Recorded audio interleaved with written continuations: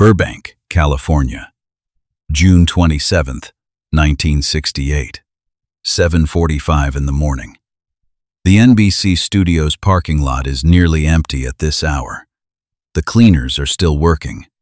The coffee in the production office is still brewing.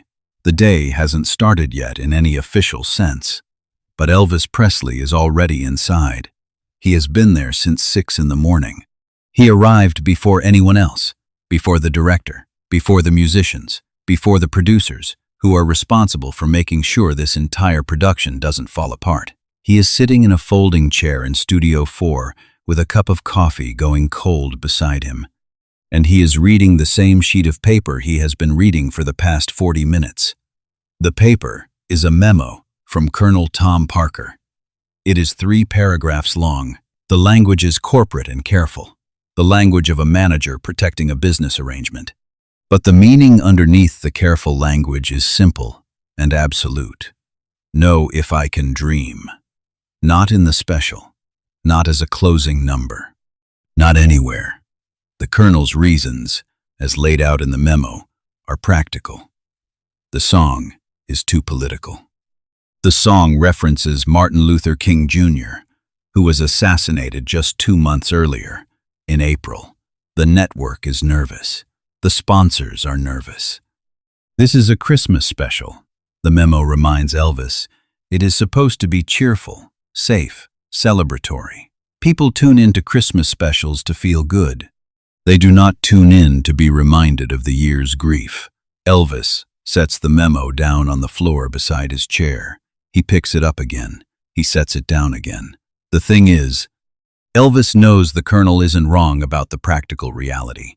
He knows NBC is nervous. He knows the sponsors have opinions. He has been operating inside this machine for 12 years. He understands better than most people how it works, what it demands, what happens when you give it what it wants, versus what happens when you don't. He also knows that if he sings White Christmas and Blue Christmas and a careful selection of inoffensive holiday material, the special will be fine. It will be successful by every measurable standard. People will watch it. The ratings will be good. Everyone will make money. And it will be completely, permanently wrong. To understand why Elvis was in that studio at 6 in the morning fighting for a song, you have to understand what the previous 6 years had cost him. From 1960 to 1968, Elvis Presley made 31 movies. 31. Films with titles like Spin Out and Easy Come Easy Go and Clam Bake. Films that followed a formula so rigid it could have been generated by a machine. Boy meets girl. Boy loses girl. Boy sings several songs. Boy gets girl back. Credits roll. The music that went with them matched the films in ambition. Safe songs. Commercial songs. Songs designed to sell soundtracks rather than to say anything. The man who had walked into Sun Records in 1954 and created something that nobody had heard before, the man whose first television appearances had genuinely frightened adults. Not because of his hips, but because of the raw, dangerous electricity of someone who had no idea yet what he was, who was discovering it in real time in front of the whole country. That man had spent 8 years being managed into something controllable, and Elvis knew it. He had always known it. But knowing something and having the power to change it are different things. The Colonel controlled the contracts. The Colonel controlled the film deals, the record deals, the television appearances, the public image. The Colonel had built something extraordinarily profitable, and he protected it with the thoroughness of someone who understood that the machine only works if nothing surprises it. But then, 1968 happened. Martin Luther King Jr. was killed in April. Robert Kennedy was killed in June. The cities were burning. Young men were dying in Vietnam. The country was in the middle of something, not just political turbulence, but a kind of collective rupture, a tearing open, and the music that mattered was responding to it. Dylan was responding to it. The Beatles were responding to it. Artists were using their voices for something beyond product. And Elvis Presley was preparing to sing White Christmas in a television special. The meeting between Elvis and the special's director, Steve Binder, happened in early June. Binder was 30 years old and he had never directed anything as large as this, but he had the particular clarity of someone who hasn't yet learned to be afraid of the right people. He looked at what the Colonel wanted: the Christmas special, the safe songs, the controlled product, and he told Elvis directly, if this is what the special becomes, it will be the end. Not the end of your career necessarily, but the end of any chance to matter again. Binder believed Elvis had more in him. He had seen rehearsals. He had seen what happened when the camera stopped and the management stepped back, and Elvis was just playing, just singing, just being the person he was before he became the legend. He believed that person could still reach people in a way the product never could. Elvis heard him, really heard him. The way you hear something when it confirms what you have been trying to say to yourself for years. He went back to the Colonel and said he wanted the special to be different. He wanted it to be real. He wanted music that meant something. Music that responded to the year the country was living through. Music that reminded people he was still there, not as a brand, but as a human being with something to say. The Colonel said no. And then Steve Binder commissioned a songwriter named Earl Brown to write something. He gave Brown one instruction: write a song that says what needs to be said right now, about this year, about this country, about what it could be. Brown wrote, "If I Can Dream in a Single Night." When Elvis heard the demo the next morning, he listened to it 3 times without speaking. Then he said, "This is the song." The Colonel reviewed it and sent the memo. Elvis read the memo 3 times in Studio 4 on the morning of June 27th. Then he went to find Steve Binder. "Here is what I'm going to do," Elvis said. "I'm going to record this song. I'm going to record it today. I'm going to record it until it's exactly what it needs to be. And it's going in the special." Binder looked at him. "And if the Colonel says no, then the Colonel and I are going to have a conversation that's been coming for a long time." Elvis said. The recording session for If I Can Dream began at 10 that morning and did not end until after midnight. Elvis recorded the song 14 times. Each take was technically usable.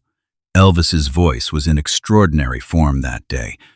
The emotional stakes of the fight, with the Colonel apparently channeling into something raw and focused, that the musicians said they had never heard from him before. But Elvis kept going back. He kept finding something that wasn't there yet, some quality in the delivery that existed in his head and hadn't made it into the microphone. Between takes, he would walk in circles in the studio. He would stand with his back against the wall, eyes closed. He drank coffee until his hands shook and then switched to water. He didn't talk much. The musicians waited. The crew waited. Nobody went home. At 11:15 in the evening, Elvis asked the engineer to turn off the studio lights. The studio went dark. Only the red recording light remained. Elvis walked back to the microphone. In the darkness, surrounded by musicians he couldn't see, in a room he couldn't see, with the whole argument and the whole year and the whole accumulation of everything pressing down on him, Elvis Presley sang If I Can Dream one final time. In the control room, producer Bones Howe stopped taking notes. The engineer stopped adjusting levels. Everyone in the room simply listened. Elvis's voice on that final take is unlike anything else in his catalog. It doesn't sound like a performance. It doesn't sound like someone singing in a recording studio.